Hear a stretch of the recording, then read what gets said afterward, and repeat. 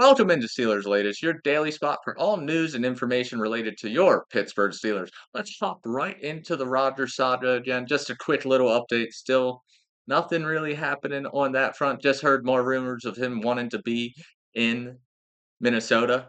Saw the timeline that says he could hold out till July on making the decision to wait and see if Minnesota changes their mind on JJ McCarthy.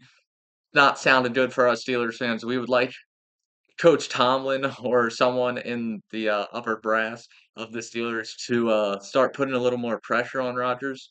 And we don't really need him, I feel like. He doesn't really boost the team that much. I feel like he only adds maybe one or two more wins if he joins the team, even if it's that. I don't even know if that's a guarantee with Aaron Rodgers at this point in his career. But we're forced to wait.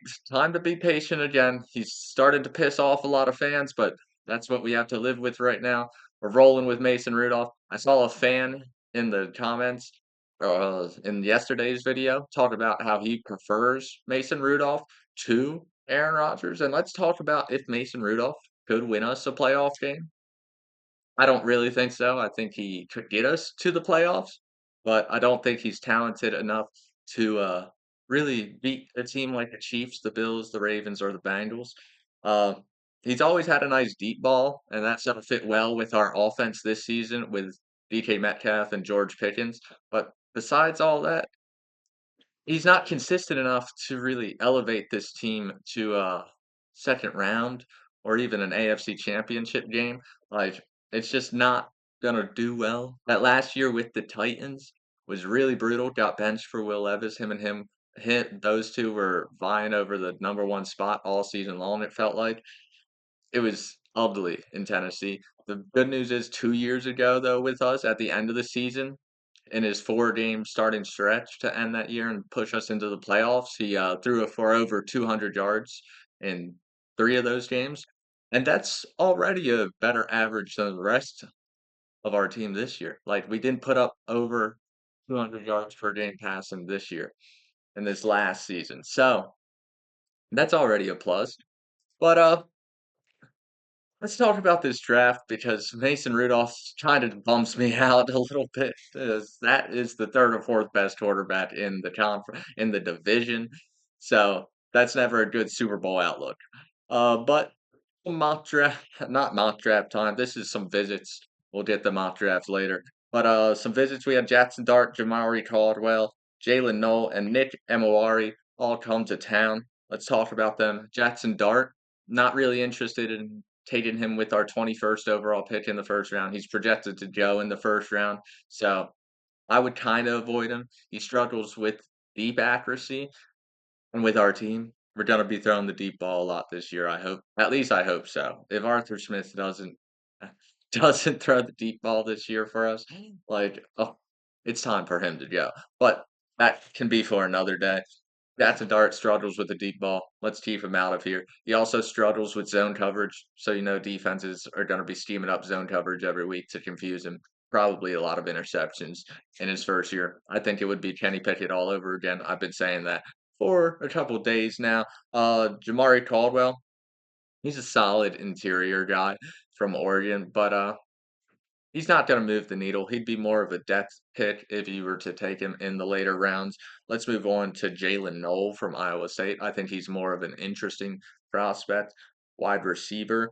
He's has strong breaks on his route, so he can create separation, and then he has the speed to keep that separation with his 4.39 40-yard dash. So that's very enticing. He also didn't show any fear going over the middle in his college career. We could use a slot guy like that. He is a little bit of a smaller frame, but we've rolled with smaller frame guys before. We got Calvin Austin. Look at how that's been working out recently. But let me move on to my favorite prospect that came to town recently. Nick Emuwari. Sorry, I'm butchering that name. I know it, but that's what you get sometimes. He had the best combine out of any safety. He's a freak of nature. He's 6'3", has all the athletic gifts. He can guard the tight ends. He's a big hitter when the ball's in the air. The only thing he struggles with are some run game issues.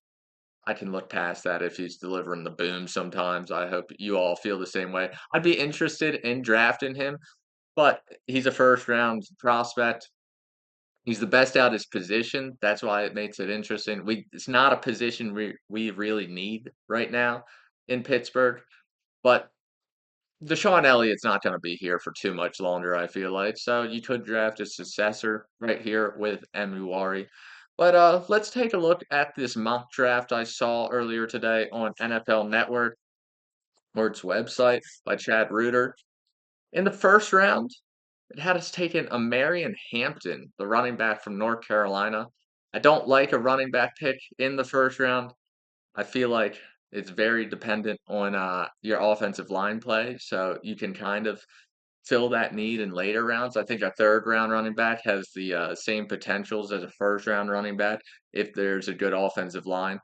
I think the only first round running back I would take in this year's draft is Ashton Genty.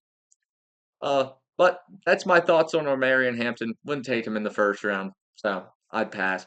Second round, we don't have a second round pick. Didn't have us trading for a second round pick, so we won't see any action on the first round of day two. But in round three, it has us taking Kyle McCord, the biggest shocker to me because this is my least interested QB prospect I've been talking about. I'm not a big fan of Kyle McCord. He lacks any sort of athleticism. I think Will Howard or Jalen Milrow would be a better fit for the team. I don't really see a lot of upside for Kyle McCord. Milrow, he's projected to go ninth or seventh in the third round.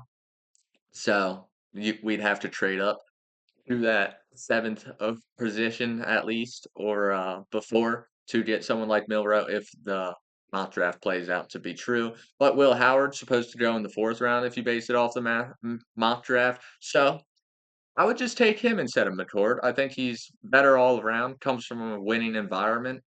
So I think he fits in that Pittsburgh culture and could learn from a veteran quarterback.